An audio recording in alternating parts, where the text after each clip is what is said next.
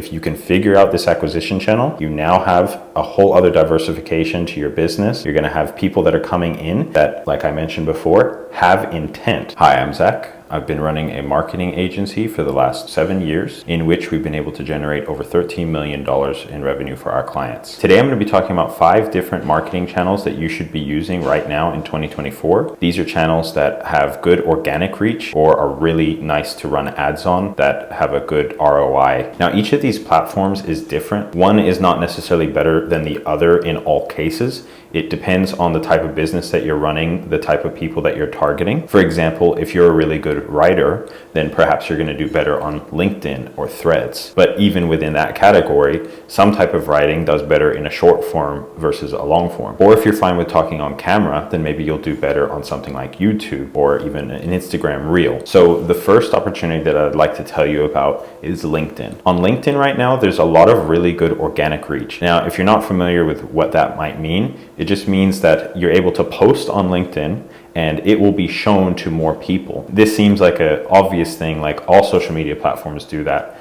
It's not really the case. For example, if you run a business page on Facebook, even if you have tens of thousands of likes and followers on that page, it might only be shown to a very small fraction. Whereas on LinkedIn, you get promoted and shown to people that aren't even following you, and even the people that follow you, a lot of them are gonna see your posts. The formats that I've seen that work really well on LinkedIn would be things like a carousel that has multiple pictures that kind of tells a story or breaks up your points into multiple sections, makes it a little bit more digestible. And then along with that carousel, a medium to long form text post. And it should of course either be complementary or it can be a restatement of the same graphics that are in the carousel. You could also instead change the carousel to just a single picture. You'd want to make sure that the picture is not a landscape orientation. If it takes up more vertical space, then if we picture what it's going to look like when the user is using it on their phone, it's going to take up more of the vertical space on the phone, which means there's a greater chance that they're going to stop and see your post instead of another. If there's a greater chance of them seeing it, there's a greater chance of them actually looking through it and spending time on it. Now, the reason you would want to try for the carousel, even though it's a little bit more work, is because if you can get them to be interested in it, then they can't see all of the information at once. So they're gonna have to stop, swipe to the right, swipe to the right, swipe to the right, and they're gonna spend more time on it. And then when LinkedIn sees that it's taking up more of their time, then they are going to try and show that to other people, because we always have to keep in mind the goal of the platforms is to keep the people on the app for as long as possible. So as long as we remember that, we can use it to our advantage. Now, how does this compare to something like an Instagram carousel? Well, what can happen with an Instagram carousel, and this is changing constantly, so always check and try to be up to date and experiment for yourself. But it seems that on Instagram,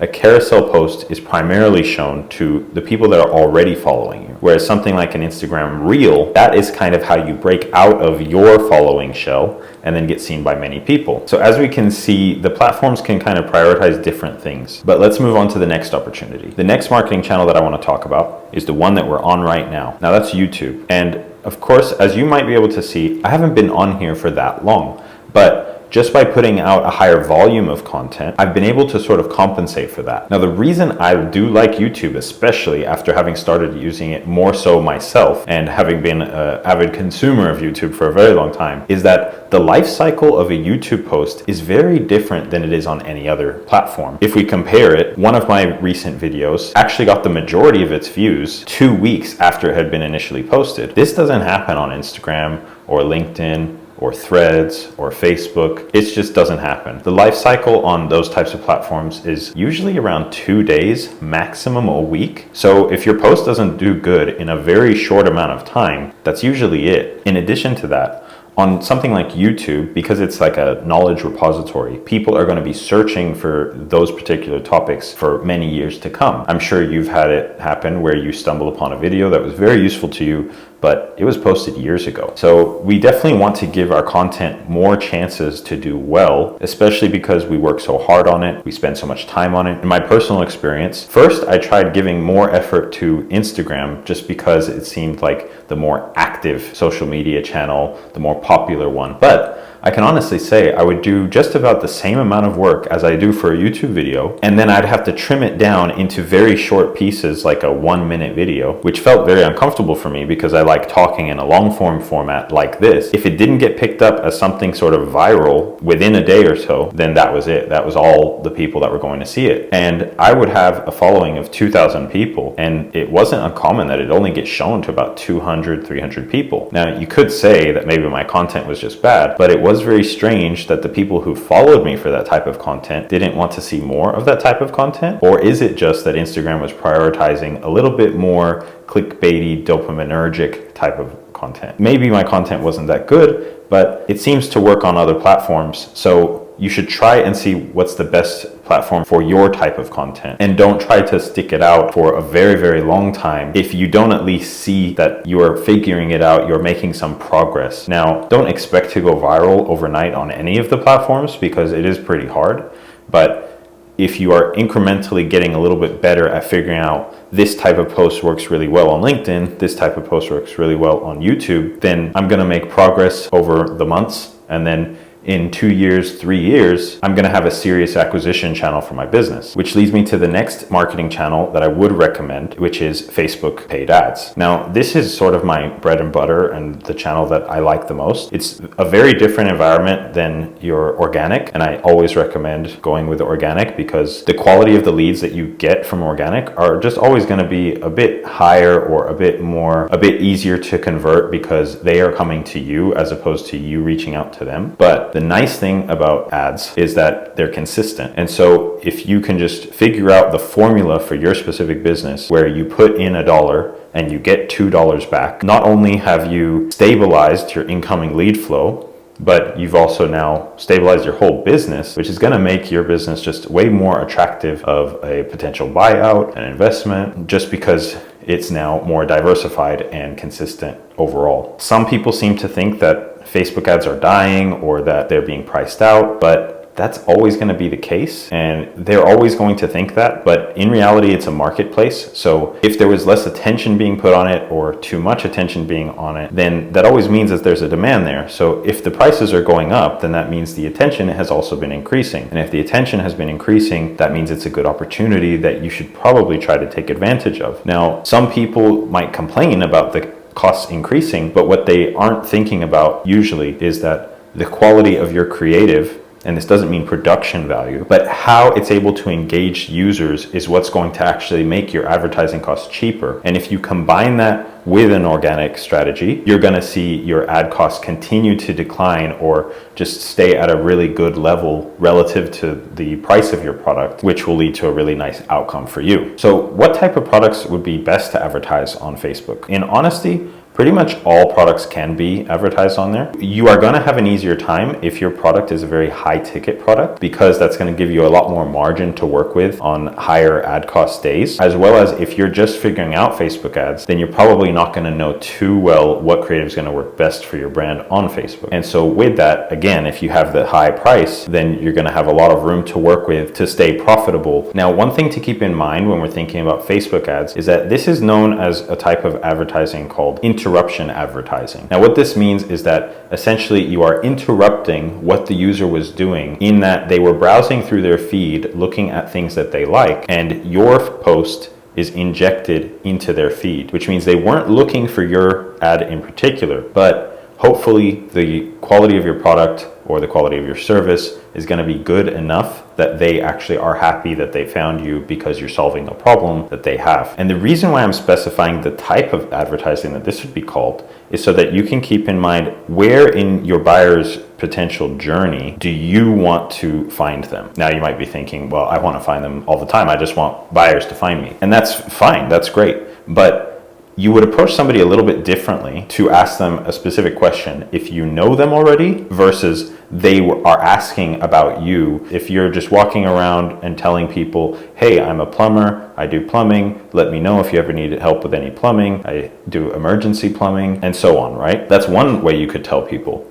Another way is you can go and be where people look for plumbers. Like, let's say there was a plumbing neighborhood and that's where all the plumbers were. Well, maybe you'd want to have a shop in that area. And that would then lead us to a different type of advertising called intent-based. And that's going to be in channel number 5 that I'll talk about in a bit. But let's talk about channel number 4, and that is Threads. Now, Threads is a very interesting platform because it's also owned by Facebook or Meta, whatever you want to call it, but it's meant to be a competitor to Twitter. If you're familiar with Twitter and Threads, then you'll see they're quite political. So unless you're into that sort of thing, I would recommend just not getting into those types of conversations. But the reason why I'm bringing it up is because it has a lot of organic reach. For example, I've had multiple posts that got 10,000 reach with only a few hundred followers. I've even had a couple of posts that went up to 70,000, 80,000 impressions. Now, if you're creative enough and you can figure out what people respond to on there, you're gonna get promoted. It is a great opportunity to build up long-term brand because you can very quickly